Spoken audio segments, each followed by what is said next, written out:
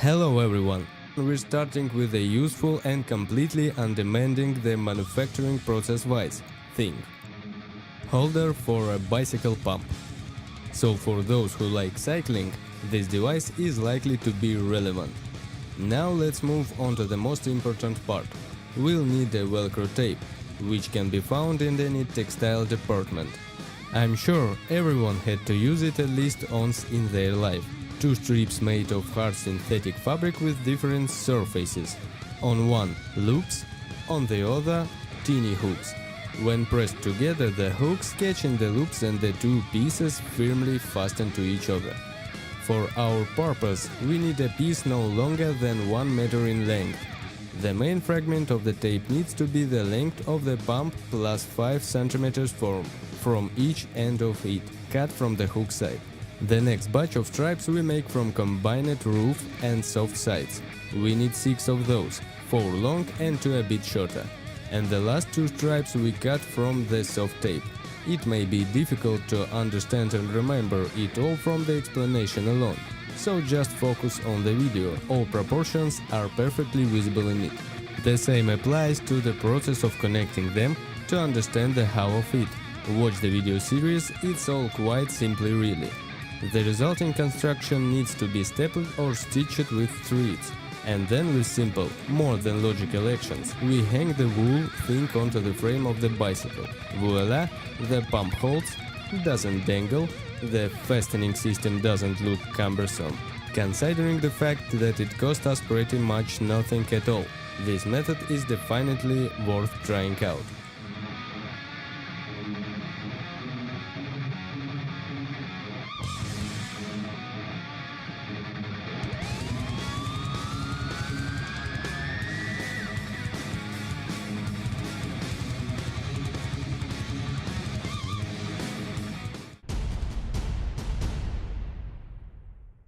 The next device is more specific and, sadly, will require more professional intervention. But don't forget that even if there is a part of the work you can't do yourself, you can always delegate it to someone else. Someone who can complete the task in question faster and better than you. Namely, we'll need a welding machine and welding skills. But this is only a teeny part of the work. The remaining production tasks are a lot simpler and more accessible. We won't tease you any longer, the thing we're reviewing is a very handy device for working with a typical manual angle grinder. With it, you'll be able to achieve greater accuracy in the work and expand the functionality of the tool. It's a kind of lever and rest, to make which we'll need a steel sheet and a metal tube with a rectangular cross-section. First cut 3 fragments of the pipe. 2 short ones of the same length and 1 long one. The short parts need to be welded on the sheet in a way so that between them you'll be able to insert. The third piece of the pipe which will function is a lever. To do this, let's make through holes in all 3 segments and fix them with a bolted connection.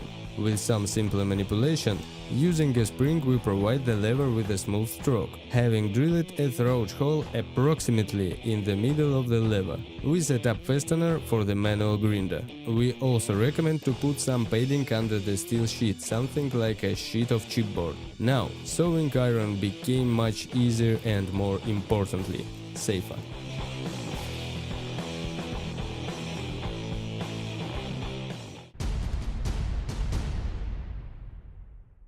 That was about how to cut better. Now let's see how to drill better. This one is especially useful when it comes to ultra-thin holes. The object we're reviewing is a mini drill on the drive from a small motor, like one from a printer, which would be the ideal option for it. In order to fasten the drill to the motor shaft in the most reliable and convenient way possible, you should use special sets of cartridges for thin drills. The cartridges are securely mounted on a 2.3 mm diameter motor shaft. Power can be provided from a USB port. The final step is equipping the drill with an on-off button, which is soldered in the simplest way, and can be attached onto the body of the newly made tool with the help of glue. And just like this we get a practical option for drilling circuit boards, which is in the range of necessary working needs for anyone who is seriously engaged in electronics.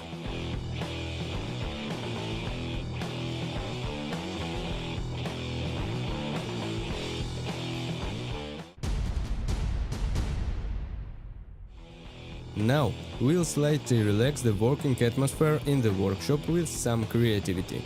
If you are passionate about music and it's important for you how the sound source looks, then this review should be interesting for you. Here is a good example of how to assemble a stereo system on your own and with the help of properly selected materials and components, which you will not be ashamed of showing off. As everyone knows, the first thing you'll need to make a speaker is a wooden box, which will contain all the necessary components. For our current task, a rectangular wine box is perfect. If possible, try to keep its original accessories, because then after painting it you can give a lot of style and originality to the appearance of the product.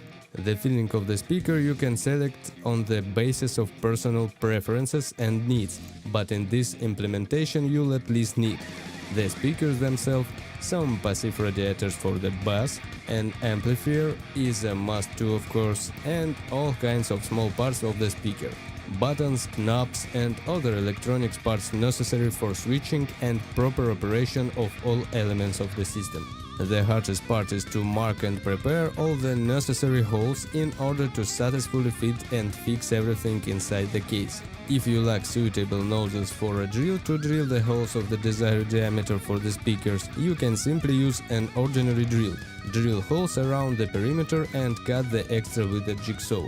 If necessary, thread the case and cover all the gaps with sealant.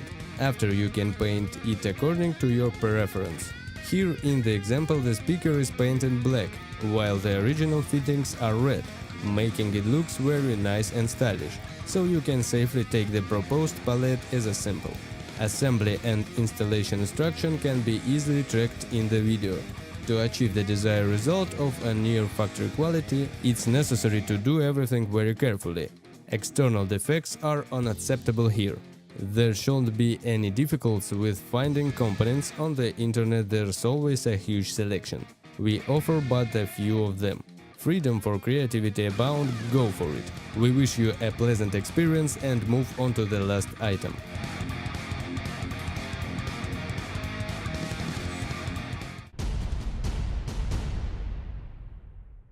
Closing and number 5, a thing for the soul. It's an improvised cane with a gangster's secret. It may look like an ordinary cane, but a few simple movements and it turns into a pretty, real sword. How real it is remains on your conscience. We strongly recommend not to expose yourself and others to danger and to avoid possible problems with the law. The object is strictly decorative with a minor harmless criminal bias. To make it, you'll need the following basic parts: a handle that needs to be cut out of wood and a base for the cane, for which the tube from a fishing rod will do. The hardest part is finding the blade for the sword. You can certainly find something ready-made, suitable for the chosen parameters. But there is a second, more complicated option: forging the blade from a piece of metal rod. For that, you will not only need to feel like a blacksmith, but to also gain a minimum set of knowledge and experience in this area. Worst case scenario, you can always turn to professionals and get a first-class product as a result. The rest is all a matter of technology and properly selecting required parts. We won't list all the detail, it will take too much time, and all necessary information and instructions are fully present in the original video.